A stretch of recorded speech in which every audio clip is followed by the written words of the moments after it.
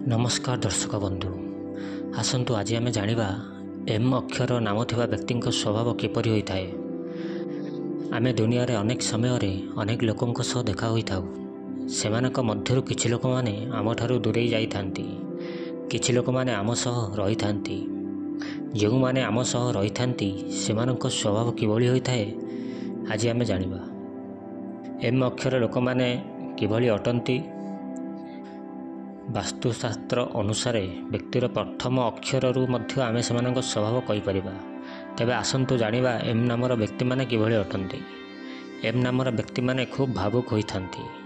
सबु मनीष चिंता करती, किंतु एमाने अनेक समय बहु किछि भावी नहीं थांती। बेले बेले एमानक मन खूब संकुचित होइथाए। मनीषर स्वभाव को देखिले से छोट छोट कथा किंबा बड़ बड़ कथा को निज परिस्थिति को नहीं धरी अभिमान करिथांती, किंतु एमाने टिके टिके खतारे खराब भावी थांती। एमाने बहुत जिदिया होइथांती। थरे जदि कहा पछरे पड़ी जाती तो एमाने याको पाइबा पई किछि भी करि पारंती। एमानक ऊपर भाग्य सब बेले भल करिथाए। एमाने भल लेखक, नेता, अभिनेता होइथांती, किंतु एमाने निज काम पई कर्मठ नथांती।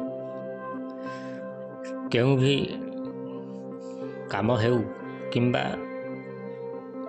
को भी जगह हो, एमाने सबु जगार निजको फिट करी नहीं थांती। एमाने खूब जल्दी प्रेम रे पड़ी जाई थांती, किंतु एमाने निज मन कथा न कहवा पई सबु बेले पछघुंचा देई थांती।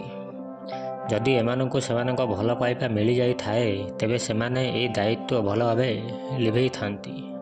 एमानंक भल पाइबा खूब सुंदर होइथिबारु एमाने दुनिया आगरु याको बंचेगी रखी थांती। एमाने सबु बेले खराब काम करुथुबा लोकंक पाखरु निजको दूरेई रखंती एवं सेमानंकु एहा पई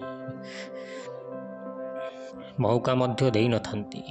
सेमाने कथा को सीधा सड़क भावे कही थांती। बुलेई बंगे कहवा सेमानंकु भल लागी नथाए। एमाने सबु बेले भल जीवंत बंची थांती, किंतु बेले बेले साधारण जीवन पाई मध्य कामना करी थांती।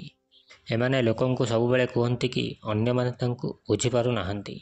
एमाने बिना कथारे अन्य मानंकु निज उपदेश देई थांती। एमाने सबु बेले अन्यर भल चिंता करी थांती, किंतु रागी गले बुझाइबा कष्टकर होई जाई थाए। नमस्कार।